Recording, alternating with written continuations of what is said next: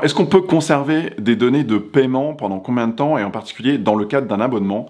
Est-ce qu'il est possible de les conserver justement pour pouvoir gérer l'abonnement? Alors la réponse est évidemment oui, mais je vais vous donner une réponse un petit peu plus précise côté RGPD avec les justifications qui vont bien.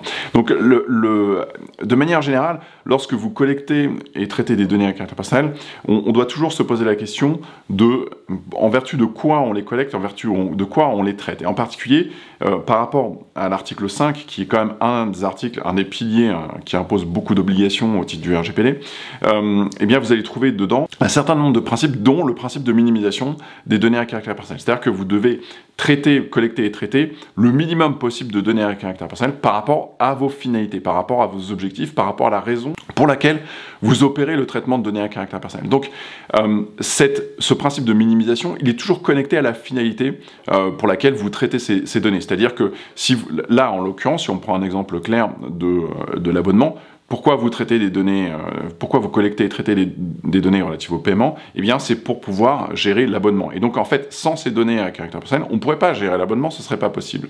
Et donc, par rapport à ça, il est donc cohérent et logique de collecter ces données le temps de l'abonnement. Alors, pas plus que le temps de l'abonnement, parce que là, ce serait plus, il n'y aura plus de justification véritable, alors à moins d'imaginer une autre justification, ou un autre abonnement qui commencerait par la suite. Mais si l'abonnement se termine, eh bien là, il n'y a plus forcément de justification à ce que ces données puissent continuer à être traitées. Donc à un moment donné, il faut les mettre à jour. Et ce qui également crée des risques pour vous, donc autant ne pas avoir ces risques-là, ce sera beaucoup plus simple.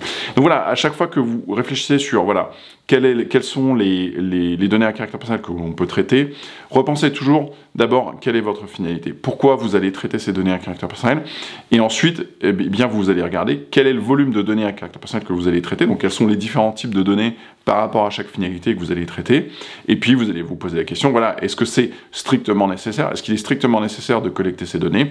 Oui, non, et en fonction de ça, ben, vous avez ensuite tout votre schéma de traitement, voilà, quelles sont données par données, enfin type de données par type de données, quelles sont les données que l'on peut collecter et traiter, et par rapport à ça, bah, vous avez votre réponse par rapport à l'article 5.1 du règlement. Donc voilà.